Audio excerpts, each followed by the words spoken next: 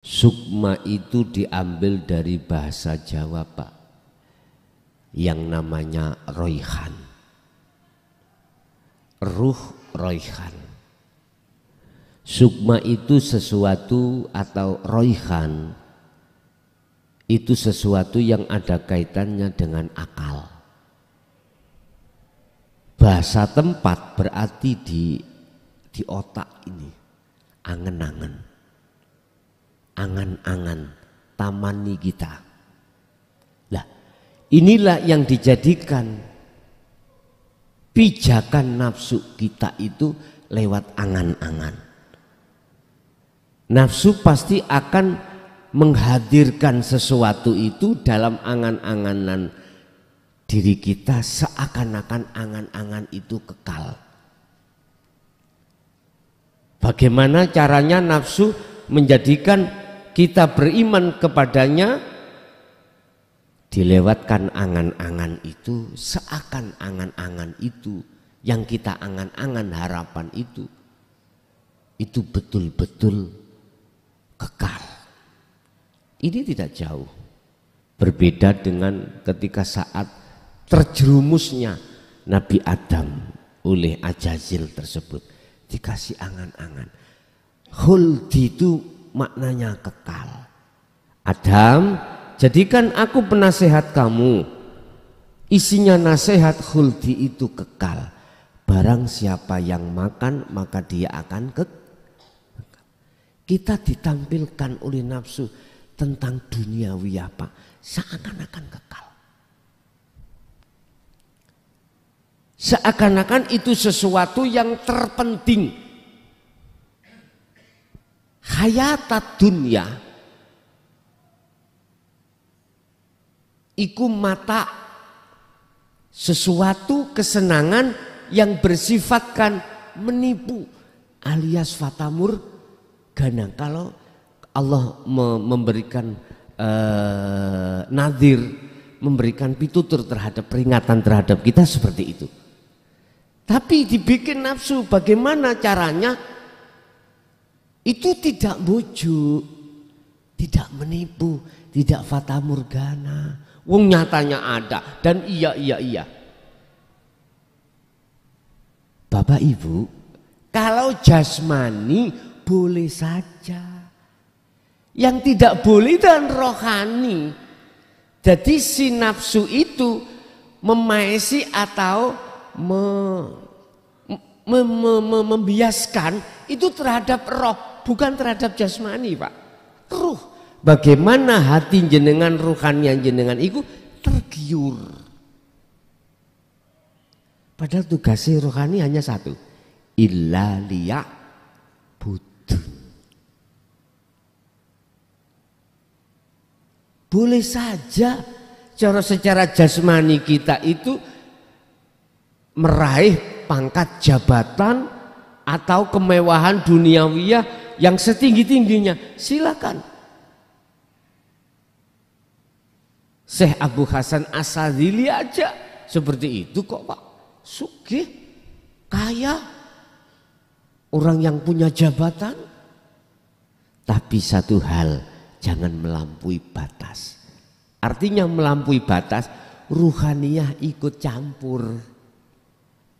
Tugasnya jasad, tugasnya ruh itu hanya ilah liya budun, menyembah Allah. Sebab air itu bukan minumnya roh, makanan bukan makanannya ruh, itu makanan jasad, ini minumnya jasad. Makanan dan minumannya ruh itu apa, Pak? Ilmu, amal, istiqomah, takwa kepada Allah. Itu akhirnya bisa melaksanakan penyembahan yang benar.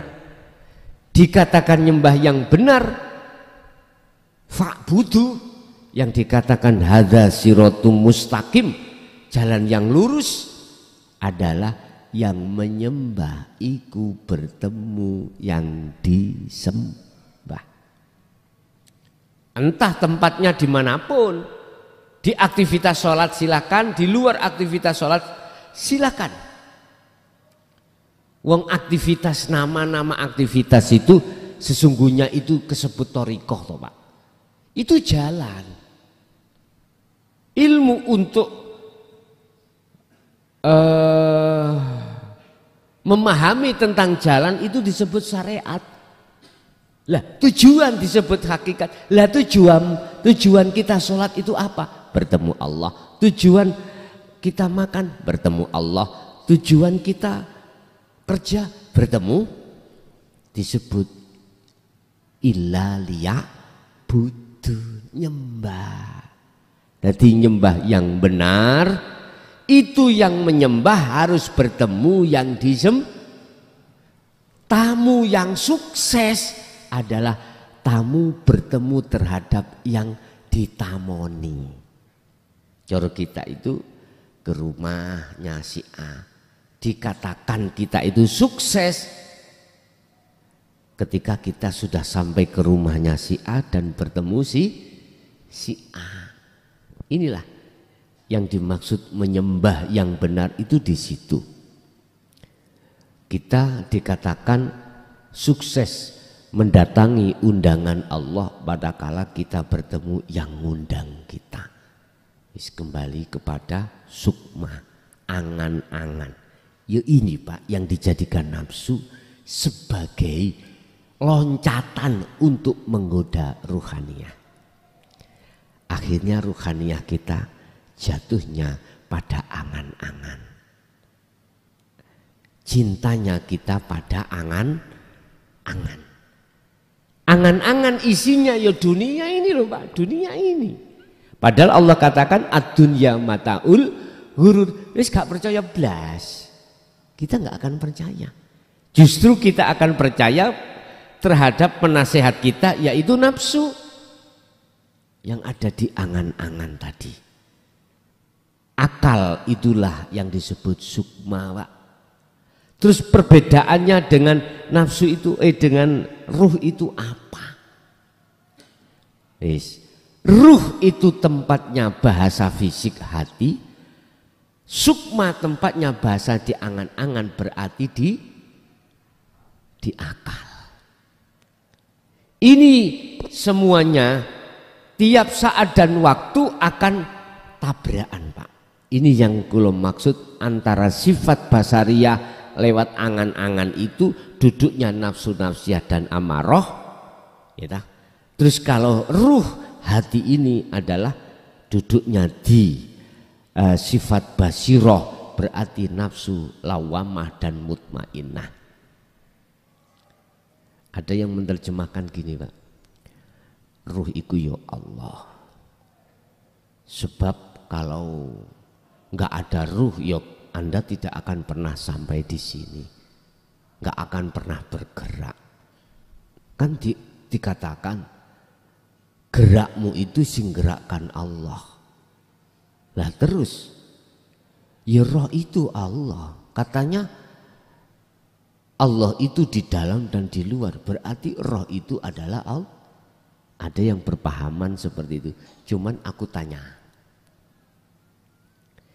Yang disebut laisa kamislihi syai'un itu sesuatu yang kau tidak bisa memberikan nama. Sesuatu yang kau tidak bisa menyebut. Sesuatu kau yang tidak bisa menyamakan dengan sesuatu yang lain. Kalau yang kau maksud roh itu Allah, itu nama, aku setuju. Kalau yang kau maksud itu roh adalah maksud Allah di dalamnya yang disebut laisa kamislihi syai'un, kurang setuju. Tapi kalau majas, monggo. Kalau majas itu tidak jauh berbeda dengan begini Pak. Air itu tadi kan saya katakan bisa mendatangkan, menurut akal, mendatangkan rasa seger, bisa menghilangkan rasa dahak. Sebab menurut akal kalau tidak minum gak terasa seger, dahaga masih tetap ada. Masih dahaga terus. Iku akal jawab. Kalau ini sampean jadikan majasnya Allah, majasnya laisa kamisli sayun, nggak apa-apa. Air itu tadi. Paham maksud gue, Pak? Ngeten. Silakan jenengan itu mengatakan bahwasanya yang mendatangkan rasa seger dan menghilangkan rasa dahaga itu air, tapi bahasa hati iman sampean itu jangan menyebut. Umpama meksa disebut, Pak, itu jawabannya ada di surat Toha ayat 14. Itu jawabannya. Muncul bahasa ana. Ana berarti saya. Ya saya itu maksudnya yang kami selihi sayun. Tapi ana jangan dikeluarkan. Kalau sampai keluarkan secara dohir bermasalah. Ayo, gak percaya bermasalah. Minggir. Aku Allah liwat. Coba. Masalah mboten? Masalah. Iya. Padahal itu kebenaran yang ada di dalam. Akhirnya orang lain mengatakan bagaimana? Anta majnunun. Panjenengan iki dikatakan orang gila. Ya sudah. Sekarang sederhana aja. Ikuti sistem wasilun seperti Rasulullah. Secara dohir tetap kita mengatakan air. Tapi kebenaran di dalam hati iman jenengan tetap Allah. Jadi perbedaan antara sukma dan ruh. Ruh inilah, Pak, yang akan kembali pada Allah karena ruh itu dari Allah. Inna lillahi wa inna ilaihi rajiun. Lah sukma itu akal. Mohon maaf, ini ada kaitannya dengan otak kita. Ini akan menumbuhkan satu angan-angan yang disebut tamani. Apa? Sesuatu angan-angan yang tidak mungkin terjadi. Karena itu maghrur. Bukan terjadi secara syariat, ini bukan. Kita menganggap bahwasanya dunia ini kekal. Itu adalah tiupan nafsu di dalam diri kita.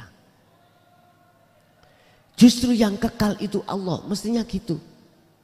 Akhirnya kita dengan cara diplesetkan nafsu seperti itu, yastakhibunal hayata dunya, otomatis alal akhirah akan melalaikan yang kekal sebenarnya. Itu sudah, Pak, itu memang nafsu cara kerjanya memang seperti itu. Nah ini ada muncul lagi nama jiwa. Apa perbedaan antara ruh dengan jiwa? Atau dalam bahasa Quran disebut nafsu. Nafsu.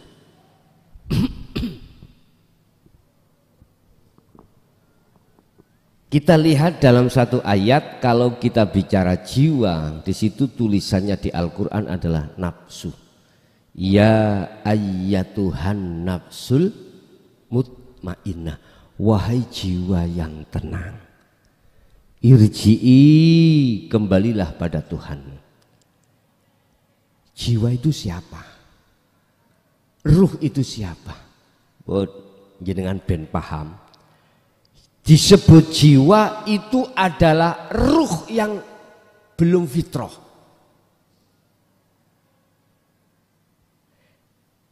Disebut jiwa, nun vaksin artinya kan diri, ya dah. Engsun, diri sebetulnya diri, nafsiyah, kedirian. Di dalam diri kita itu sebagai makhluk belum fana, akhirnya disebut jiwa. Ada jiwa yang tenang, ada jiwa yang tidak tenang. Di dalam sifat basariyah itu ada istilah nafsu nafsiyah dan amaroh. nafsiyah dan amarah. Ini masuk sifat basariyah. Kembali lagi, inilah yang diduduki ayat innan nafsa la amaratum bisu, ngejak elek. Tapi ayatnya Anda teruskan ilama rohimah Robbi, ada nafsu yang dirahmati. Yang itu disebut sifat basiroh, di dalamnya lawamah dan mutmainah. Lawamah itu karakternya adalah getuni kelakuan yang jelek-jelek itu, akhirnya sadar, masuklah dia masuk di dalam taubatan nasuhan. Kalau sudah masuk di taubatan nasuhan, namanya mutmainah, dipanggil Allah kembali kepadanya. Lah, disebut nafsu mutmainah karena roh yang belum fitrah, masih terbelenggu dengan selain Allah. Makanya disebut ya ayyatuhan nafsul mutmainnah irji'i. Iki berarti amar, perintah. Nek perintah berarti belum dilakukan. Irji'i baliyosiro, berarti ada kalimat perintah, dia itu disebabkan karena belum berangkat. Irji'i baliyo, kok umpama sudah berangkat gak mungkin muncul berangkat toh. Olehnya muncul asbabun nuzul ayat ini irji'i, karena jiwa itu belum berangkat. Irji'i ila rabbiki, baliyo siro menyang Tuhanmu, kembalilah kepada Tuhanmu. Berarti posisi roh iki mang belum kembali, akhirnya disebut jiwa, yaitu nafsu. Kalau sudah lah, terus saya bisanya kembali kepada Tuhanku bagaimana? Rodiyata mardiya, lepasan keakuanmu. Kalau sudah dilepas keakuanmu, fadkhuli fi ibadi wadkhuli la jannati, iku bahasa isyarah, maksudnya musyahadah, bertemu Allah. Akhirnya itulah yang disebut ruh. Pertanyaannya, jiwanya kemana? Fana. Jangankan jiwa, roh aja fana. Ingat di dalam surat Toha ayat 11-14, kisah Nabi Musa ketika bertemu Allah di Gunung Turu Sina itu gini. Ketika beliau hampir sampai pada lembah tua, lembah yang disucikan, Allah dawuh fahlah nak laika, lepasen sandal loro iro Musa terompat apa bahasa Indonesia sandal ya? Terompah duamu lepasan, sepatu duamu lepasan, wis gitu aja. Apa maksudnya suruh melepas kedua sandal atau sepatu? Bilwadil muqaddasi tua, karena kau akan masuk di dalam lembah yang saya sucikan. Cara sekarang itu masjid, Pak. Jenengan masjid, masuk masjid, sandalaman lepas enggak? Coba aja dilepas. Apa yang terjadi? Karena apa? Atua itu adalah masjid, itu tempat yang disucikan untuk beribadah, untuk menyembah Allah. Gak nyembah wedhus, Pak. Nek nyembah wedhus di kandang, ya aja dilepas sandalmu. Nek kok lepas ya kotor kabeh. Karepe ngene, sandal dua itu nama ruh dan Allah fana. La ibsarun wa mubsarun. Yang menyembah sudah tidak ada, wis gak dibahas. Yang disembah ya sudah tidak ada. Apa Pak namanya? Ini sandal dua. Itulah yang kalau bahasa akad itu disebut ana itu di situ. Bahasa Qur'ane sing dimaksud ana inti notok-notoknya habis-habisnya wahyu kan la ilaha illa ana. Itu. Tidak ada Tuhan yang wajib disembah kecuali aku. Fa'budni, sembahan aku. Aqimis sholah, tegakkan sholat, lidzikri, supaya ingat padaku. Nek sampean sholat, nek gak ingat Allah berarti belum saya katakan sholat. Belum.